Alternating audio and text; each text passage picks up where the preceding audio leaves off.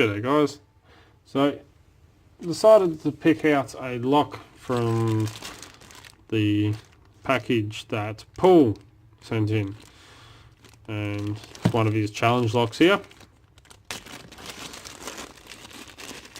Which one is this? It's just one that I had sitting on the top, so I just grabbed it off.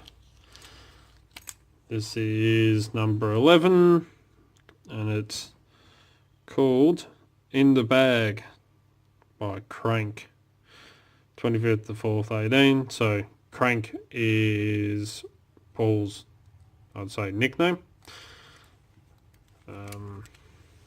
Like there.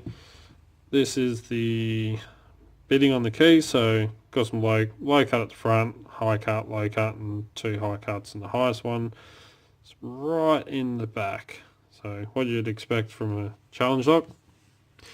It is a Lockwood rim cylinder, and it's pretty wide open keyway. I can't pick from the bottom looking at this because there's a big chunk of warding sitting here on the right hand side, and even my thinnest pick, which is my crappy homemade one, won't, it won't fit in there at all.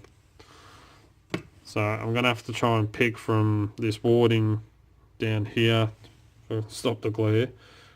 There's chunk of warding down here on the left hand side. Should be able to pick from there and go up towards the pins.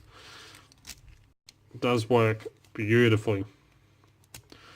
So I know these Lockwood cores, these C4 keyways here, that bit of warding normally does stop my picks from being able to pick from the bottom.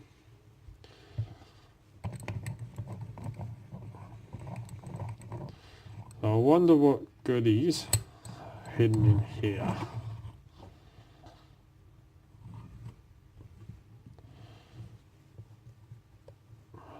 Just got home from work.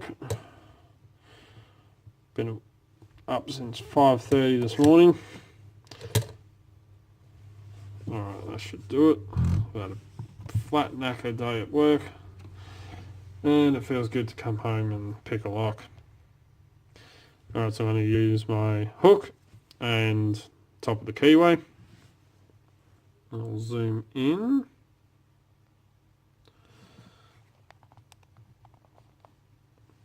So you can see what's going on. Right, thick end. My homemade top of the keyway. It's only one I use and I absolutely love it. Alright, there's a bit of flop in the core here, as you can see. Don't know what to expect, but flopping, I'm guessing spools. Normally spools will give you a lot of flop like that. Anyway, let's go all the way in. Go from the bottom, bring it up and around into that warding. Right, we'll go clockwise. We'll go light tension. Feel for a binder. It's got a click out of 5 and turn the core.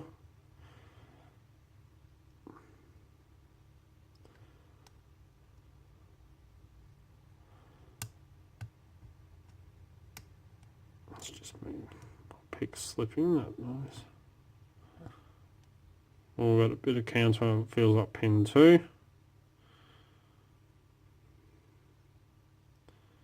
Try to ease that, there it is. That's pin 2 set.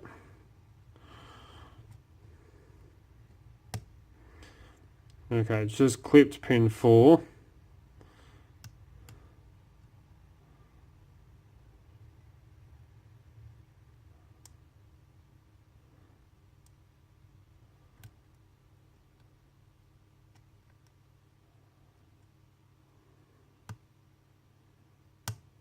Pin 1 set. Yep. Right, so I've got a bit of counter going on. Or is that just me pushing on that warding? No, it's counter.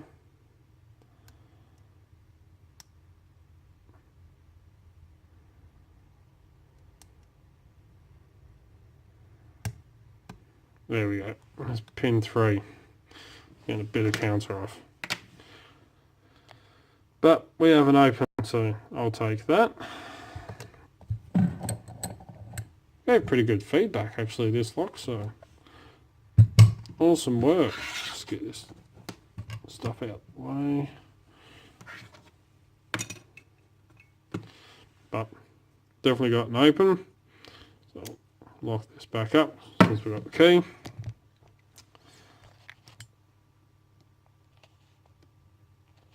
And I'll break out the beast, my super small pinning tray.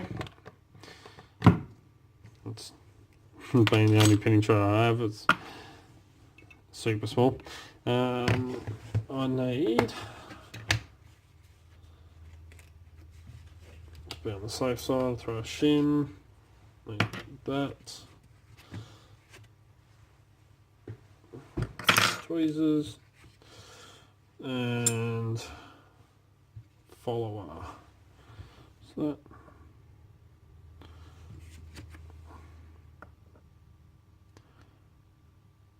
that large one may work better, I think.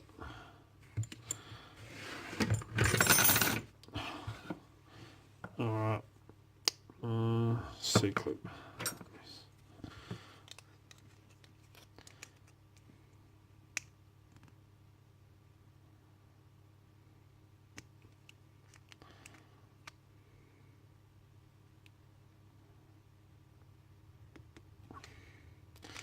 Come on.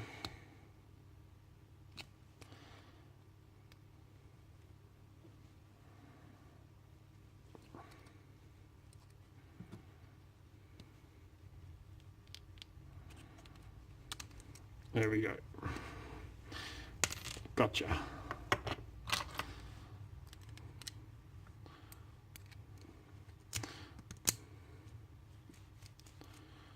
Alright, since there's a big gap at the back here, where that C-clip goes, and I don't want pin getting stuck in there and screwing up the gutting,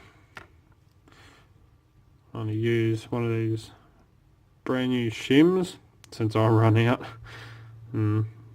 Paul was an awesome guy and sent me some, since he doesn't like my Mothercam ones, so I keep forgetting to order some, but I'm going to. Come on.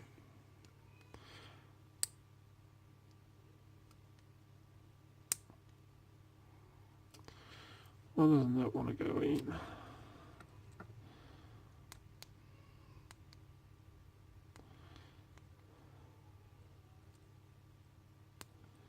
No. Alright. Hopefully that'll block that.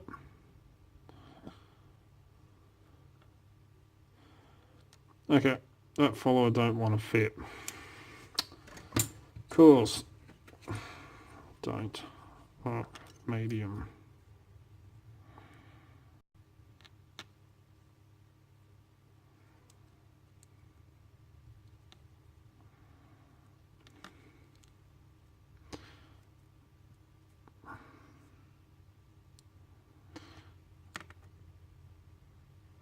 And of course, just like I said,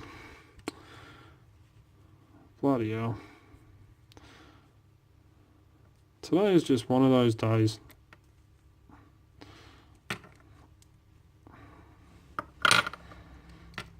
Alright, I'm going to pause this for a sec, I don't want to go too long. Alright, got that shim in.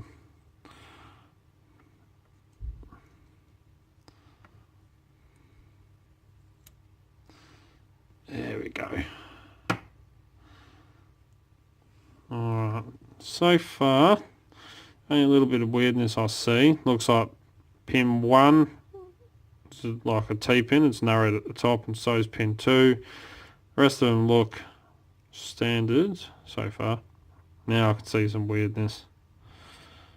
Taking this key out. Alright. So each pin did have to be picked.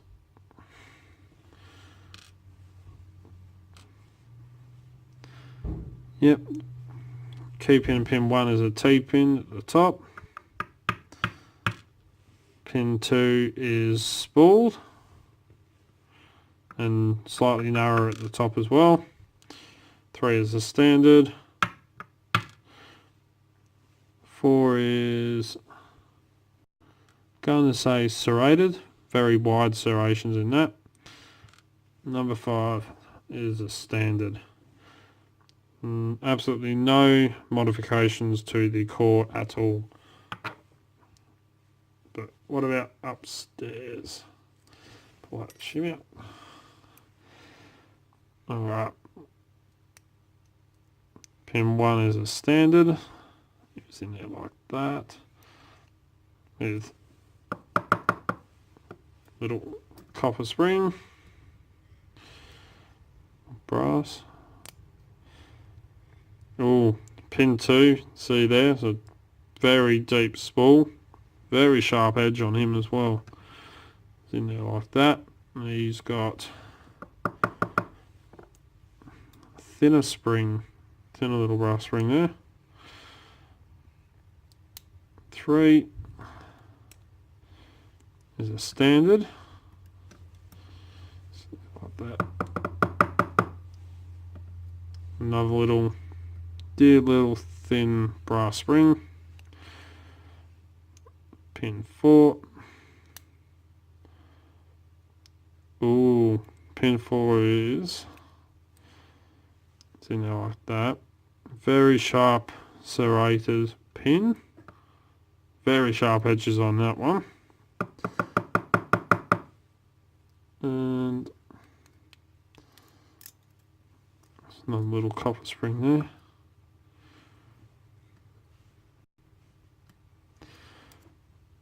And lucky last, we'll go this way.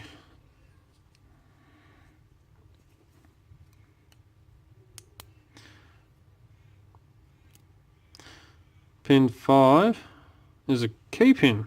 It's pointing that way, and he's got one serration at the top and a little steel spring. Alright, in the Bible we're completely stock as well, so no modifications to the Bible either. Let's have a quick close look at these pins.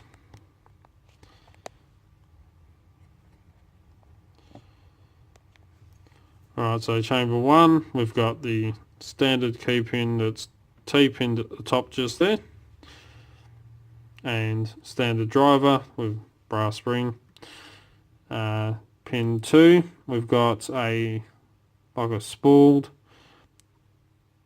pin with a T-pin element at the top, and that very deep spool for the driver with a sharp edge to catch up on the shear line there. And it's got slightly different, so there's variations in springs. You got 4 coppers, 1 brass, steel or brass springs, whatever they are, I'm not sure. And slightly different lengths and stuff. So, but anyway, pin 3, we've got a standard key pin and a standard driver. Pin 4, we have what looks like 2 spools, but it might be 2 wide serrations. Very sharp edges on them as well. Very nicely made.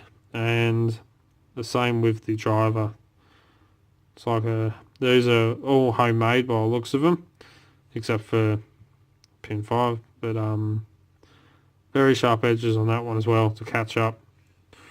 We've got standard key pin in chamber 5 and the key pin with 1 serration. And I have seen commercial pins with that, so I don't think that is a homemade one. But anyway, that's the one that had the steel spring. Absolutely awesome lock. Gave lots of good feedback, so it's very nicely made. Let's move the camera back up. Alright, so as always, excuse me, always follow the codes, keep Locksport legal, you know, don't do anything stupid. Don't forget to check us out on Instagram.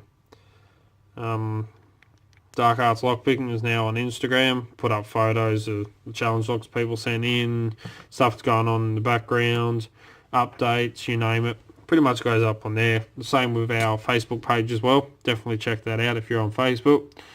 Just search for Dark Arts Lockpicking, and that has pretty much the same thing. Bit more detail what's going on and stuff like that. Don't forget to subscribe. To all my subscribers, thank you very much. Appreciate it. Big time. Without you, wouldn't have this channel, so thank you very much. Don't forget to give a thumbs up if you like what you see, and comment down below in the comment section. And don't forget to also come and check us out on Discord.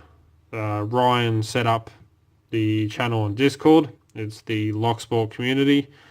If you want a link to that, just send us an email. It's darkartslockpicking@gmail.com, and I'll send you the link so you can come and join us on Discord. Or if you want to get in contact with me, you can contact us through that email or through our Facebook page. So there. Anyway, thank you, Paul, for the lock, or should I say crank. Thank you very much. Greatly appreciate it. Awesome lock. And until next time, cheers guys.